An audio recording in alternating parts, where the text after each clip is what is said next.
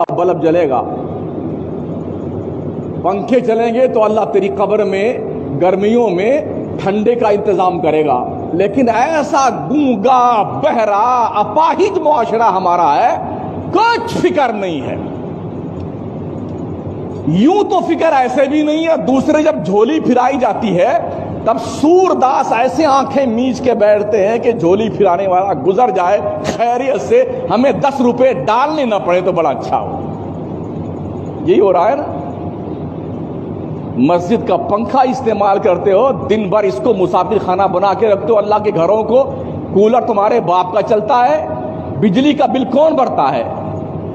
ٹھنڈا پانی تمہارے لیے ہے، وضو کے لیے پانی تمہارے لیے ہے، اور جناب والا باتھ روم تمہارے لیے ہے. یہ ساری دریا انتظام تمہارے لیے ہیں. تو 15-20 روپے تمہاری جیب سے نکلتے تمہیں موت آتی ہے کیا؟ کیا ہمارا دماغ جو بھیجا ہے نا وہ سڑ گیا ہے بات سنتے سنتے؟ کچھ سمجھ میں نہیں آتا ہمارے.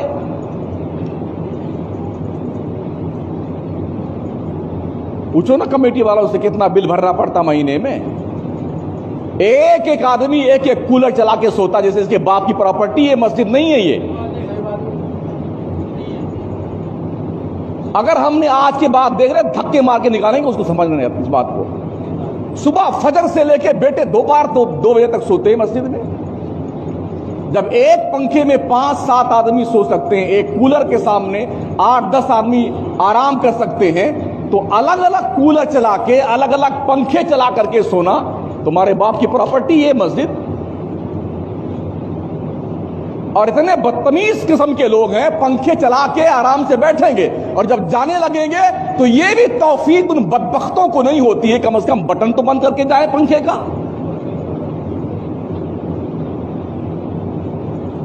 ارے مسلمان ہیں یا اینٹ پتھر ہیں آپ؟ کچھ بھیجے میں بات سمجھ میں نہیں آتی ہے کیا؟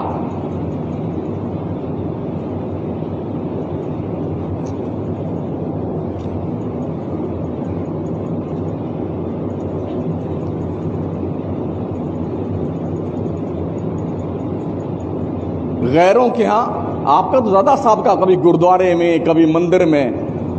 لوگ وہاں پر جو رفاہی کام کرتے ہیں نا، جو ہم نے پڑھا ہے، جو ہم نے سنا ہے، لاکھوں روپے ڈونیشن دینے کے لیے لوگ لائن میں کھڑے رہتے ہیں. مہینوں بعد نمبر آتا ہے، مہینوں بعد. اسے جانتے ہو نہیں آپ لوگ؟ پھر تم کہاں مر جاتے ہو جب تمہاری مسجد کی باری آتی ہے؟ تمہارے دماغ کی بتیاں کیوں بجھ جاتی ہیں جب مسجد میں آتے ہو؟ تو کیا یہ سمجھتے ہو کہ ہمارے محلے کی مسجد ہے؟ ہماری مسجد تمہارے باپ کی نہیں ہے نا. ہمارے باپ کی مسجد خدا کا گھر ہے، خدا کا. سن لیا؟ ہاں، یہ اللہ کا گھر ہے، کسی کے باپ کی پراپرٹی نہیں ہے مسجد. شرافت سے نماز پڑھنے آئیے، انسانیت سے رہیے مسجد میں، اللہ گھر میں. مسجد کو چوپال بنا لیا تم نے یار. 5 ماہ بیٹھے گپے لڑا رہے ہیں، 10 ماہ بیٹھے ڈینگے مار رہے ہیں. اسی کام کے لیے رمضان آیا ہوا کیا؟ تمہاری ڈینگے سننے کے لیے؟ تمہاری بکواس سننے کے لیے رمضان آیا ہے؟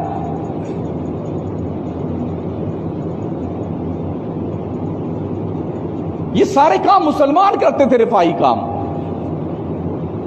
آج دنیا اس کام کو کر رہی ہے اور اس کا پھل انہیں دیا جا رہا ہے. اللہ صرف